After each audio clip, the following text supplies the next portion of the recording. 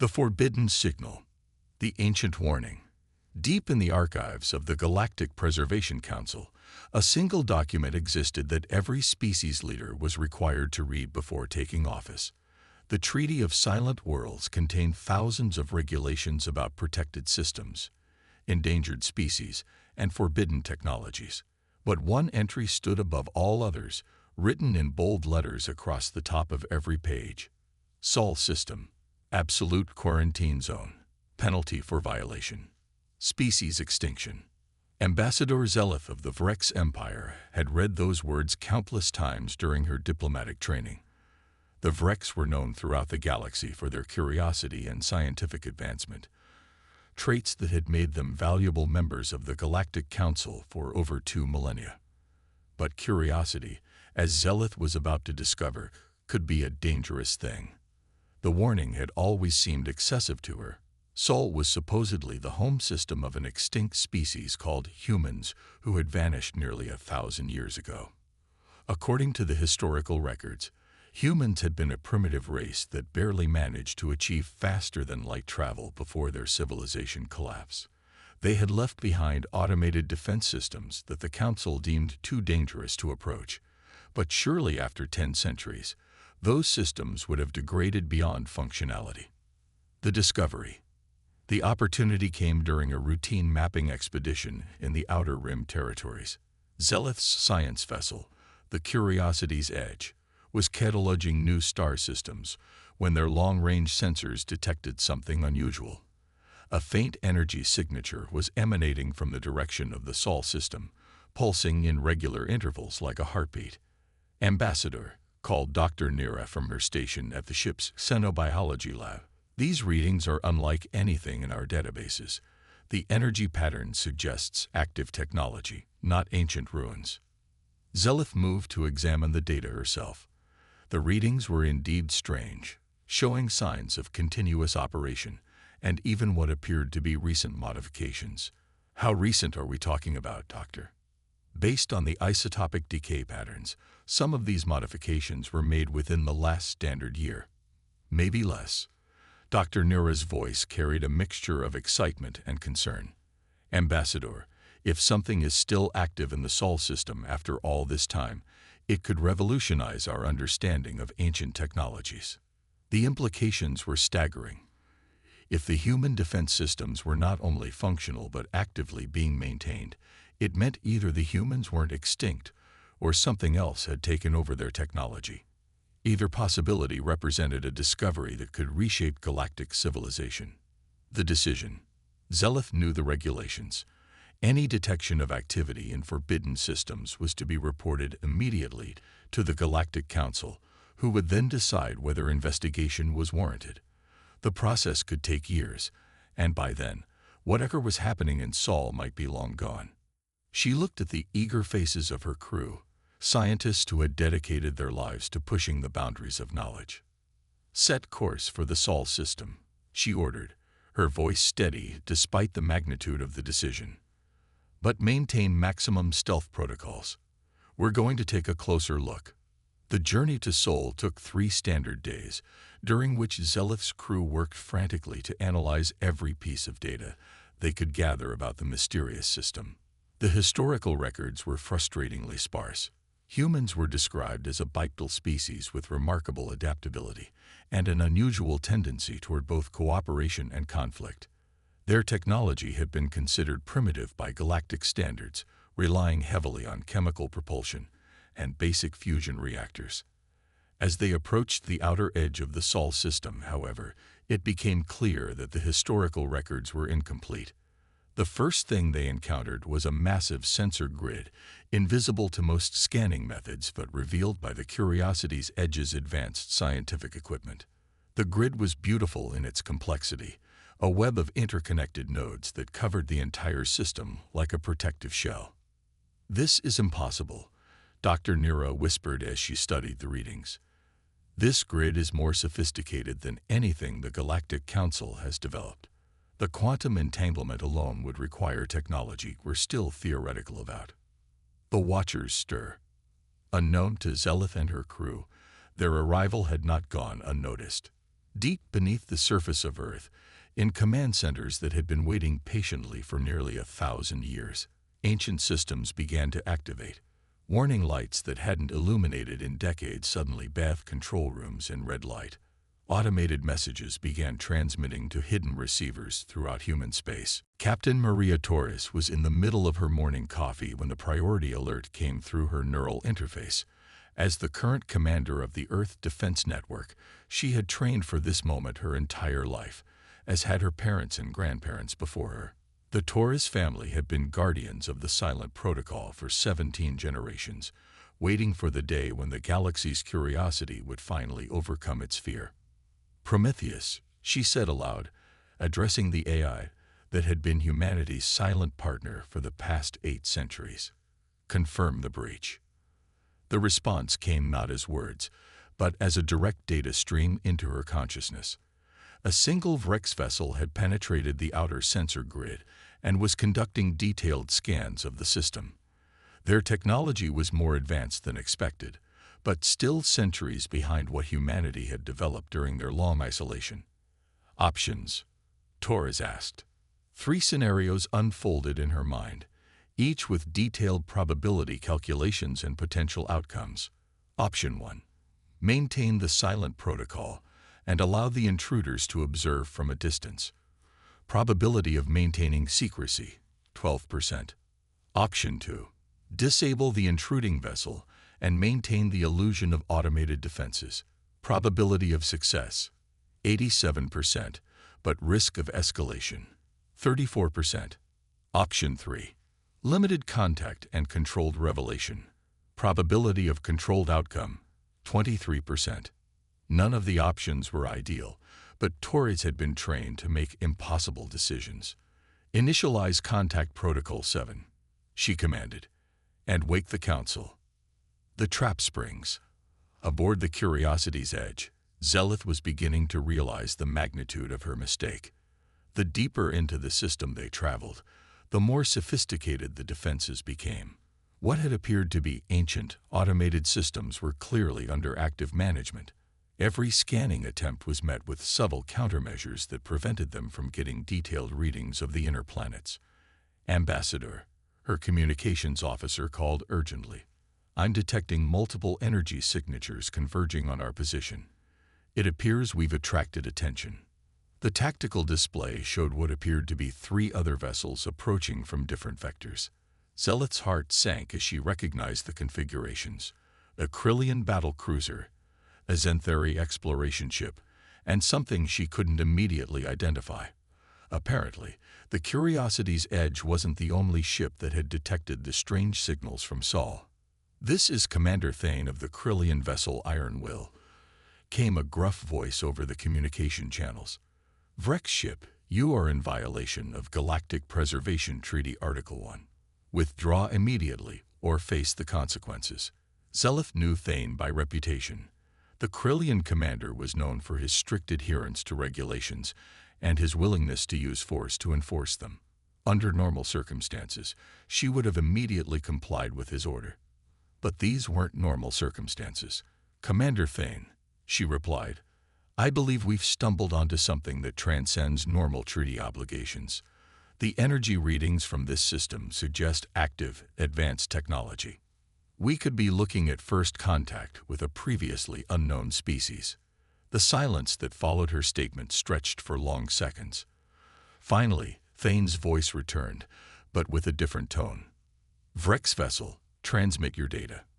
If what you're saying is true, this is a matter for the full council." The signal. As the 4 alien vessels hung in space at the edge of the Sol system, sharing data and debating their next course of action, none of them noticed the subtle change in the local space-time continuum. Ancient beacons that had remained dormant for nearly a millennium began to broadcast a signal that would reach every corner of the galaxy within hours. The message was simple and repeated in every known language. "The silent watchers have awakened. The Treaty of Isolation has been broken. Prepare for contact." On Earth, Captain Torres stood in the primary command center, surrounded by holographic displays showing the positions of every ship within a light year of Sol. Prometheus had calculated the optimal approach to minimize galactic panic while establishing humanity's position in the new order that was about to emerge. "Begin Phase 1, Taurus commanded. "Let's show them what 1,000 years of development can accomplish." The first sign that something had changed came when the alien vessel's sensors suddenly cleared. The interference that had been blocking their scans of the inner system simply vanished, as if a veil had been lifted.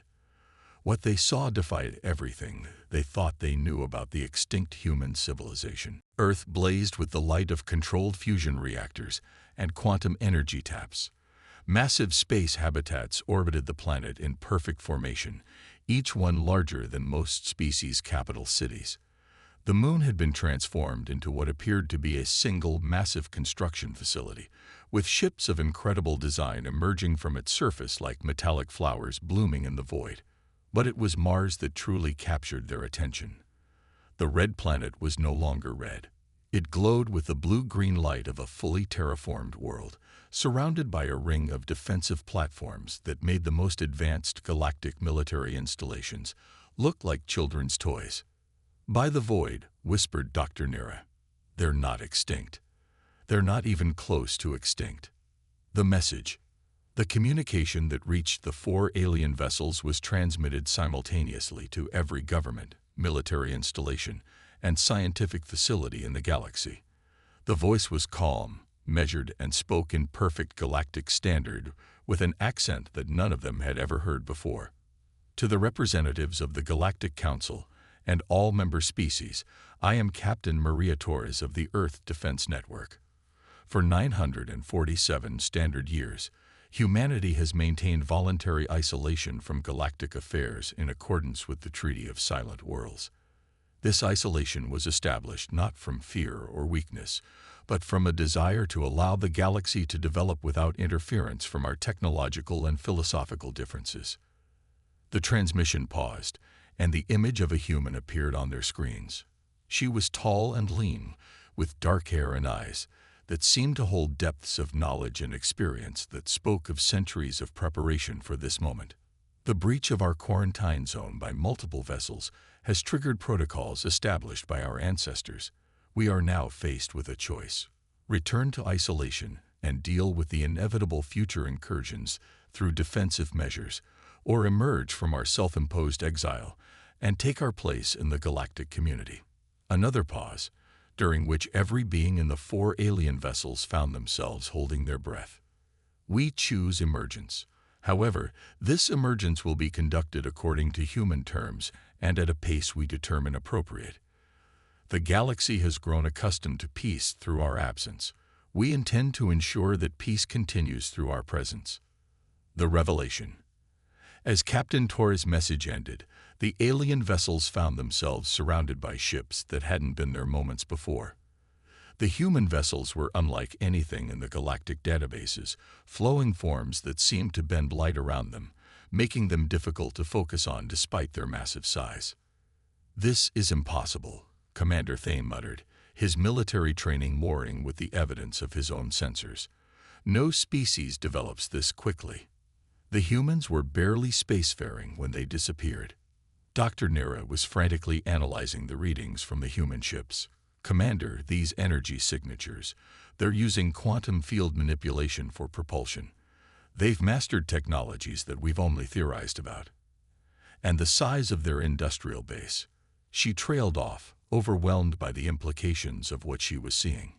Ambassador Zeleth felt a mixture of awe and terror as she realized what her curiosity had unleashed. The humans hadn't been hiding from the galaxy out of weakness. They had been protecting the galaxy from themselves. And now, because of her decision to investigate the forbidden signals, that protection was ending. The final transmission from Earth was brief, but carried implications that would reshape the balance of power throughout known space. "Welcome to the new galactic order. We suggest you inform your respective governments that humanity is ready to negotiate our return to galactic affairs.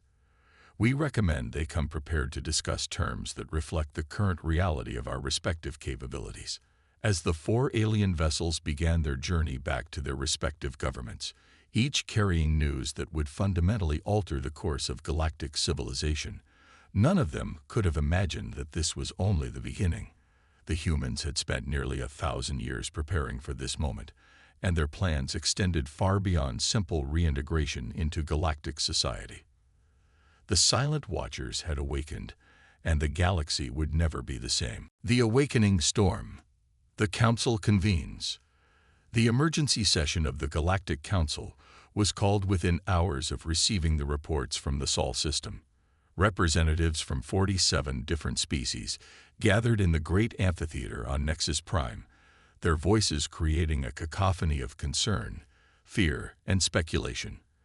At the center of it all sat Chancellor Morvek, an ancient being whose species had been instrumental in establishing the Treaty of Silent Worlds nearly a millennium ago. Order. Morvek's voice boomed through the chamber, immediately silencing the chaos. We are here to discuss a crisis that threatens the very foundation of our peaceful galactic civilization. The humans have returned. Ambassador Zelith stood in the witness dock, still reeling from the implications of her discovery. The data she had transmitted to the Council painted a picture of human technological advancement that defied all understanding.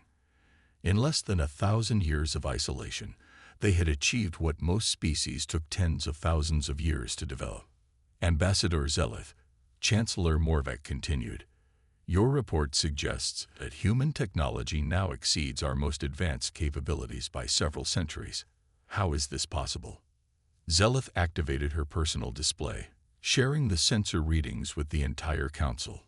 Honored Chancellor, the evidence suggests that human development accelerated exponentially during their isolation. Their industrial capacity alone exceeds the combined output of the top 10 Council species.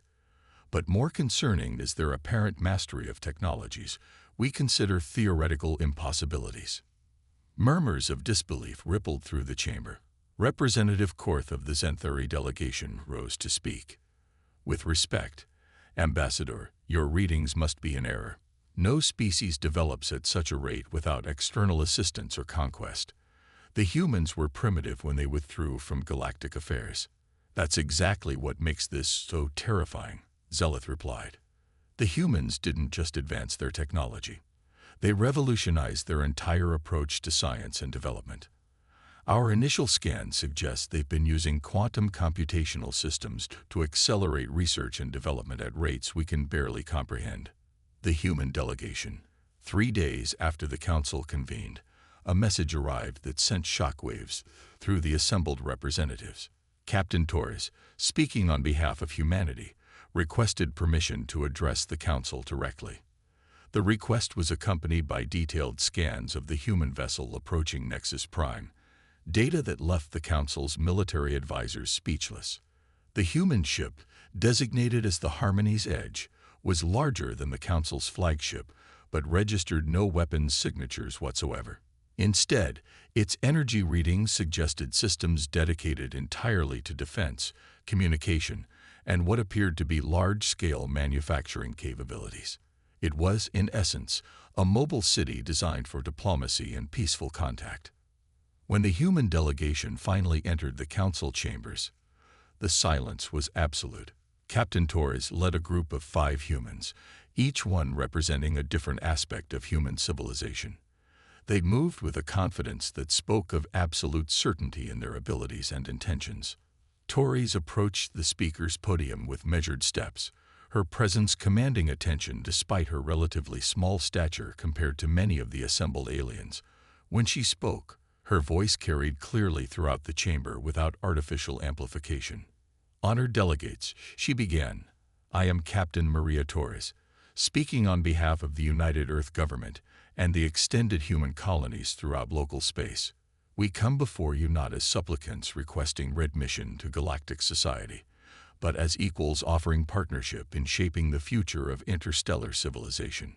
The boldness of her statement sent ripples of shock through the assembly.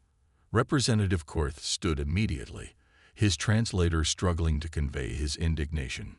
"Equals.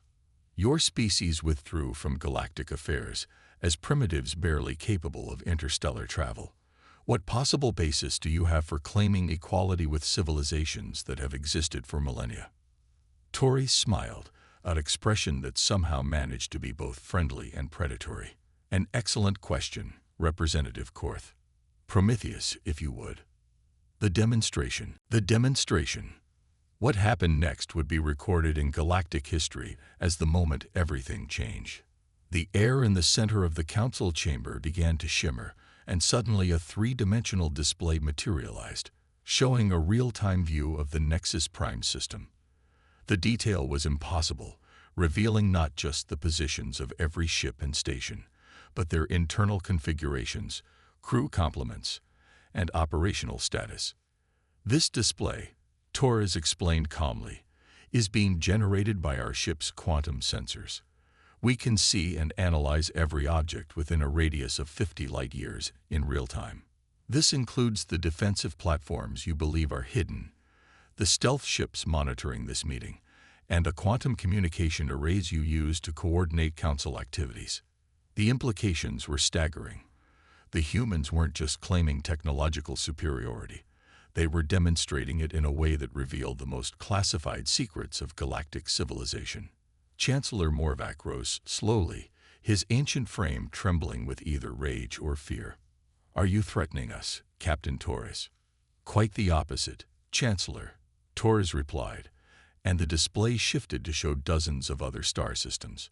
"We're offering protection." These images show 17 different systems currently under threat from forces beyond the galactic rim. Pirates, rogue AI systems, and something far worse that we've been quietly monitoring for the past 2 centuries. The display focused on the outer edge of known space, revealing a fleet of ships unlike anything in the galactic databases. They were dark, angular vessels that seemed to absorb light rather than reflect it, and they were moving steadily toward inhabited systems. "The Devourers," Torres continued, using a term that sent chills through several of the older council members. "We've been watching them for 200 years, preparing for their eventual arrival. Your scientists predicted their existence, but never found proof. We found them, studied them, and developed countermeasures. The choice." Dr. Elena Vasquez, the human delegation's chief scientist, stepped forward to address the council. "During our isolation, we didn't just advance our technology. We advanced our understanding of cooperation, resource management, and long-term strategic planning. We solved problems that have plagued galactic civilization for millennia: resource scarcity, territorial conflicts, and the sustainable development of entire star systems." She gestured, and the display showed images of human colonies that defied conventional understanding.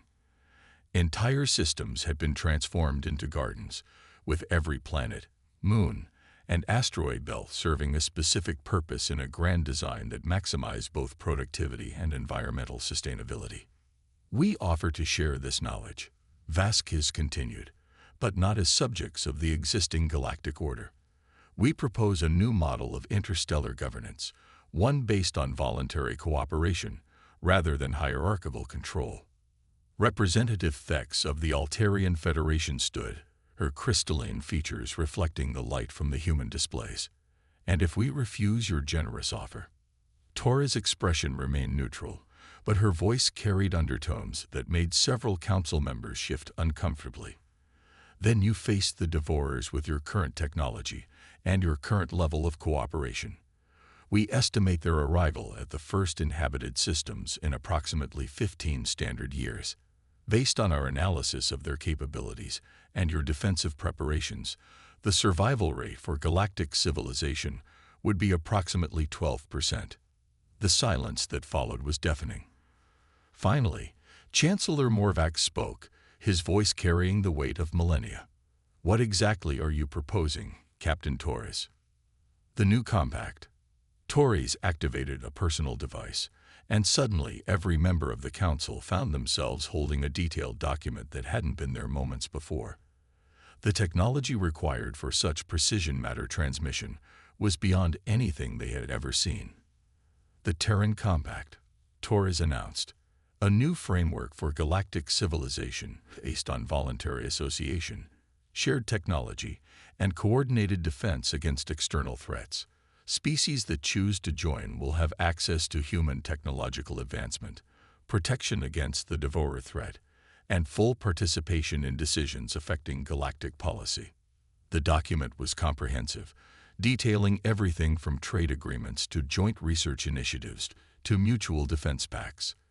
But what struck the Council members most was what it didn't contain: any provision for human dominance or control over member species. "You're offering to share your technological advantages freely?" asked Representative Zara of the Hegemony Coalition, her skepticism clear in every word. "Within reasonable limits," replied Dr. Vasquez. "Some technologies require specific biological or cognitive adaptations that not all species possess. Others require social structures that may be incompatible with existing governments.